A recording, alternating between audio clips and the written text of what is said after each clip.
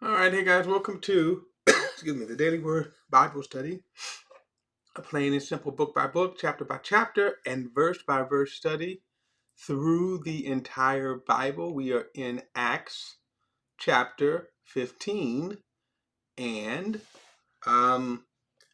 this chapter again is what Paul is dealing with is an extremely important subject.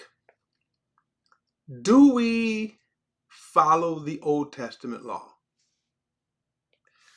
Also meaning, do we, if you say we follow the Old Testament law, that we have to follow the Old Testament law. If you say that we have to follow the Old Testament law, then what you are saying is that we have to do works in order to be saved. We have to do works in order to be saved. This has been the fundamental, foundational problem in the church since its inception, as we can see here. And so every denomination, every single one of them, and I would say I would throw in the independent church, but independent churches by far, or the most, are offshoots of some denomination. So you just think about whatever independent church, let's say a MAGA church, okay? And it doesn't matter, you can list whatever MAGA church you can list. Joel Osteen's church, Lakewood Church, is an offshoot of Southern Baptist. They are an independent, but if you go trace back through his father roots, spiritual roots, it's Southern Baptist. And that's an example of what I'm saying here. Now, before I'm going to play this video one more time. And I messed up on it last time. I don't know what happened, but anyway, I'm going to play this. I'm going to play this video, and then I'm going to get into, because this is what kind of this is what you're getting ready to hear, and this is again Pastor Sapp, Marvin Sapp. He makes a statement that is stunning to me. So here we go.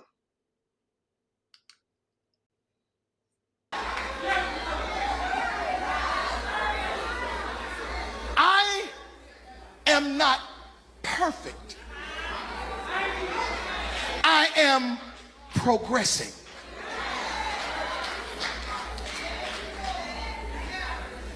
None of you will know if you really saved until you take your last breath. Now that was stunning, and I want to just play that because I believe Pastor Sapp is Pentecostal, and that's what they teach. They teach that you have to live right, meaning do good things. And by the way, live holy to them is according to a certain standard they deem. And if you do that, they will stamp you as saved. So women can not, depending on the ultra strict holiness, is don't wear pants, jewelry, or makeup. Women can't wear pants, jewelry, or makeup. And then the men can't. You just can't dress too fancy. Don't drink or smoke or curse. Then they say you're safe. And the point is, what he said was, you don't know that you're truly saved. And that is one of the most astounding. It gets me every time that he would say, you don't truly know that you are saved. You're not going to truly know that you're saved until you take your last breath. And the reason why they say, so the reason why he says that, the reason why he believes this is because he believes that you have to do good deeds. You have to live holy. And then I'm saying holy here, and the air quotes holy, according to what they think, because there's a whole lot of stuff you can do in holiness churches that they let you slide by, that they don't say is sin. Okay, but that's the whole point, that if they do enough good deeds, they're going to get to heaven. So let's get back to this, because this is so, again, astounding to me. It's just amazing. Okay, chapter 15, verse 1 says, "Then some men came down from Judea and began to teach the brothers, unless you are circumcised according to the customs prescribed by Moses." Notice what he says right here: you cannot be saved. So, we could kind of analyze this. We can't, because we're not back there. Let me just put it this way. Here's how I would analyze this. Okay, here's how I would analyze this. Saved from what? The interesting thing about the law of Moses never said that you could be saved. It never, in the sense, it taught that you could be justified if, and I'm not missing words, because again, saved here has a very particular meaning as to what the law of Moses prescribed, that if you live by the law of Moses. So I asked the question too, why did the Jerusalem church, this is some 15 years maybe after the resurrection of Jesus, I said that Peter, James, and John, as well as the apostles, who walk with Jesus and understand why I'm making this point. And the apostles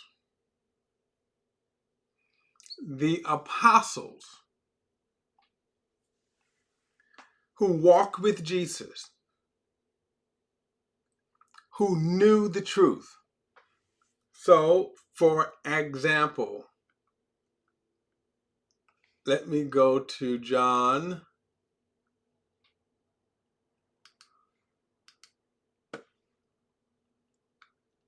Let's say John chapter 5.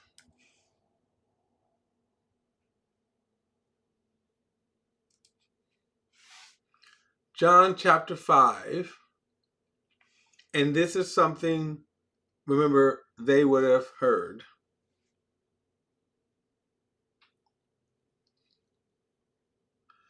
So John chapter 5, verse 24. He says, "I assure you, anyone who hears my word and believes him who sent me has eternal life and will not come under judgment, but has passed from death to life." But has passed from death to life. All right. So just analyze that statement in contrast to what they said. Okay? That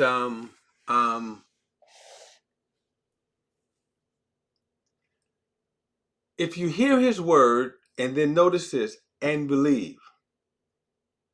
You hear his word and believe.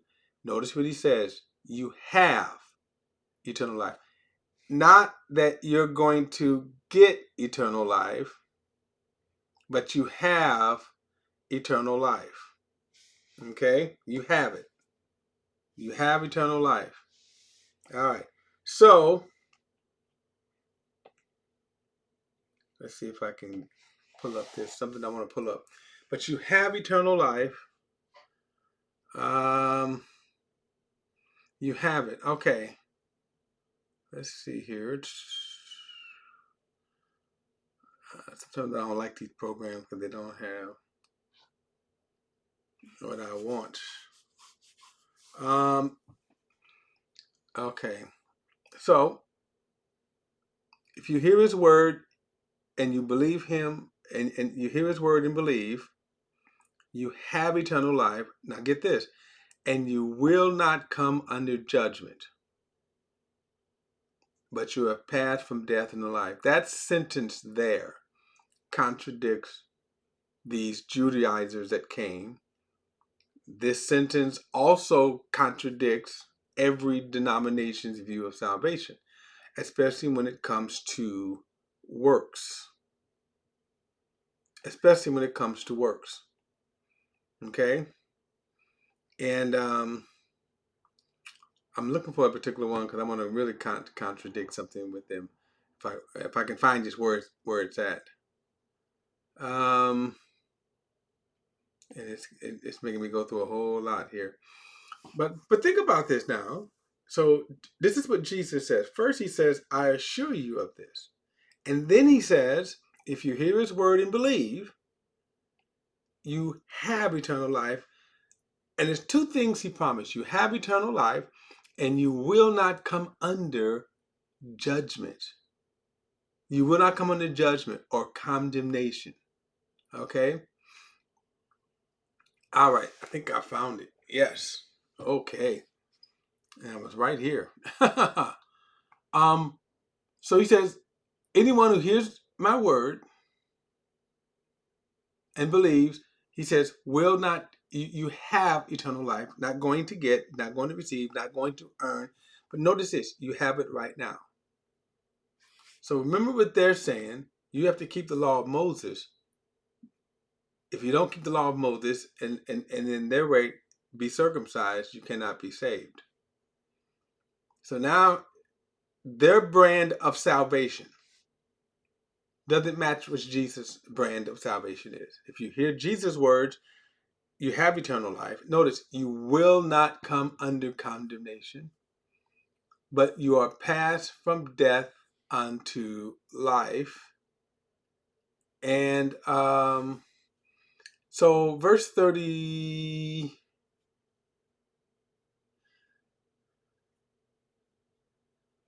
let's see.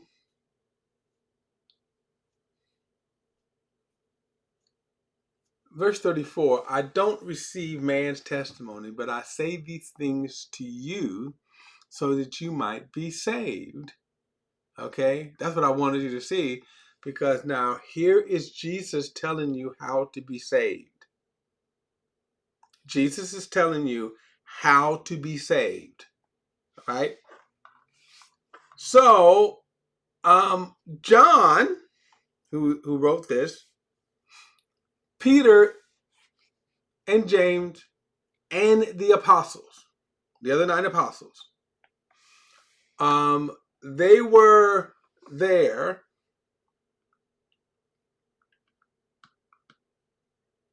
They were there when Jesus spoke these words. So now I'm asking the question, why are these Judaizers? Why did they believe this?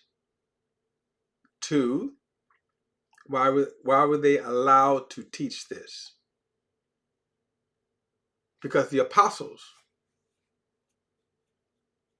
they already knew that. We just read, they already knew that. They were present when Jesus spoke the words. Okay? So you have a false gospel being taught here. You have a false gospel being taught. And the apostles are allowing this. Now, we haven't got to that. You're going to see later in the chapter, because what's going to happen is that Paul is going to fiercely stand against this to the point where they're going to end up in Jerusalem before the apostles over this issue. And I'm saying, why is this an issue? How is it that the apostles, that the apostles do not, why are they, why were these Judaizers allowed to teach this? I'll get to that later. But that's the whole point. Now, let me also show you something about the Old Testament law, since I'm going down this rabbit hole. Well, let me go to Galatians chapter 3.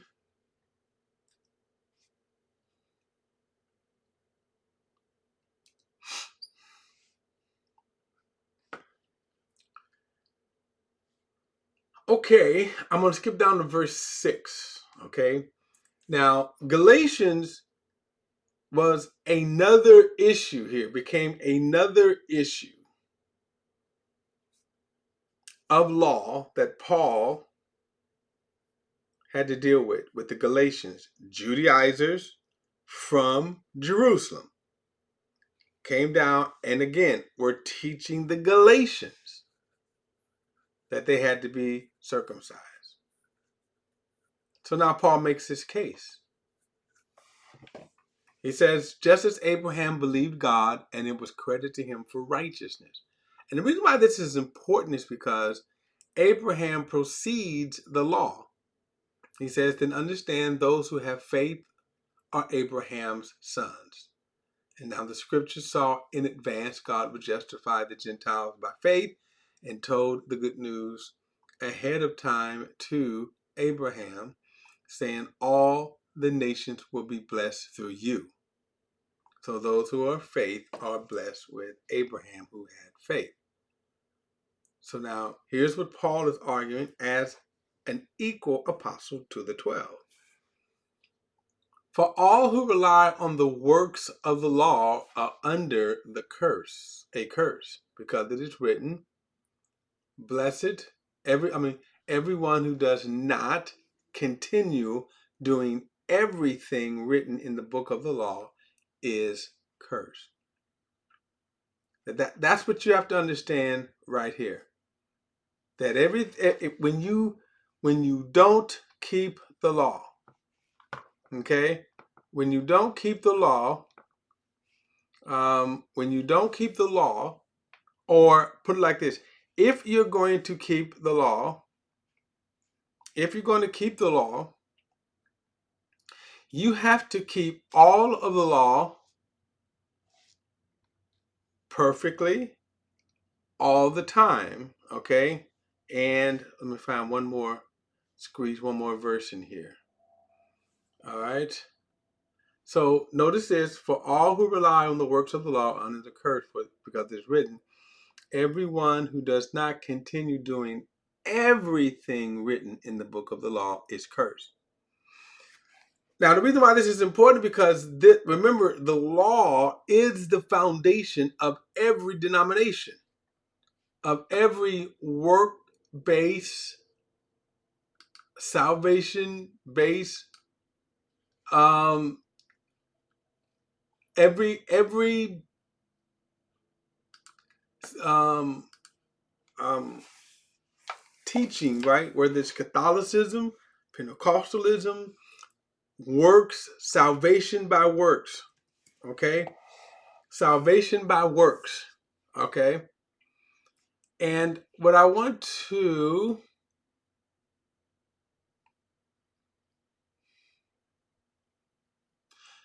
this is in Ezekiel chapter 33. He gives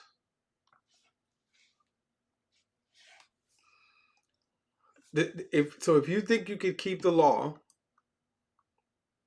or if you think you can, by your holy living, your living right. By the way, I'm not saying not to live right, but if you think that by your living right, by the law, here, notice, I'm going to show you something. This is going to blow you away then. In verse 12, it says, now, son of man, say to your people, the righteousness of a righteous person will not save him on the day of his transgression. Neither will the wickedness of the wicked person cause him to stumble on the day he turns from his wickedness. The righteous person won't be able to survive by his righteousness on the day he sins. When I tell a righteous person that he will surely live, but he trusts in his righteousness and commits iniquity, then none of the righteousness will be remembered, and he will die because of the iniquity he has committed. Now, this is a very harsh reality check here.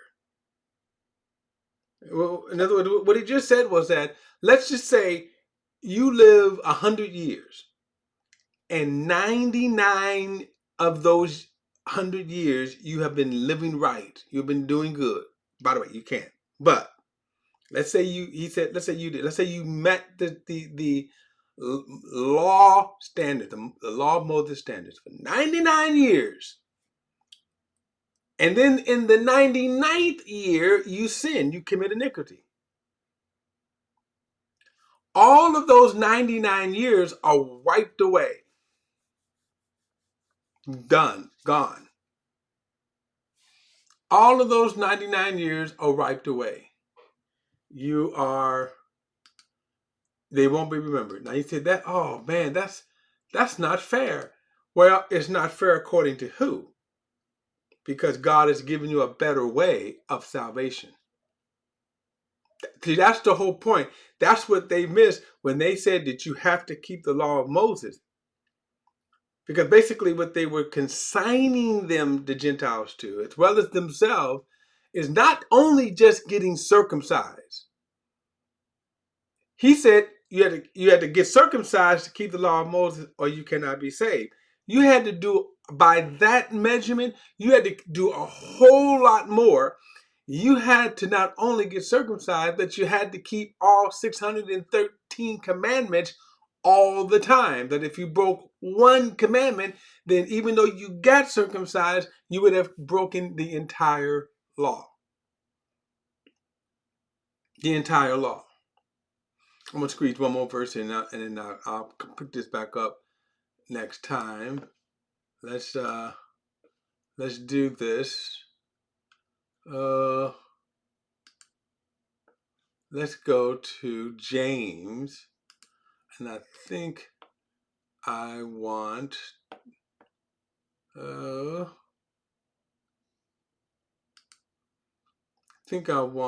James 2.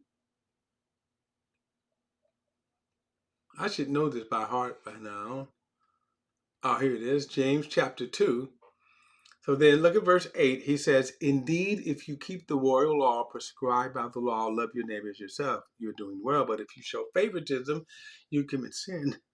You commit sin and are convinced by the law as a transgressor. For whoever keeps the entire law yet fails in one point is guilty of breaking it all. For he who said, do not commit adultery, also said, do not murder. So if you do not commit adultery, but yet you murder, you are a lawbreaker. Now, I just wanted to show you that. I'll come back to this probably in the next study, because again, I want you to see the concept of what the Judaizers were doing, one from a hypocritical standpoint, from a blind or an ignorant. You had to keep all of the law. And this is what they wasn't saying. They were fixated on, well, let's just get them circumcised. No. If you're going to say you had to keep the law of Moses, you had to keep the law of Moses, all of it. All of it. All right. I'll pick this up in the next study. Don't forget to like and share this video and subscribe to BP, the Bible Perspective. But as always, if you have a thought or comment, add it to the comment section below. All comments are welcome, and I will see you in the next study.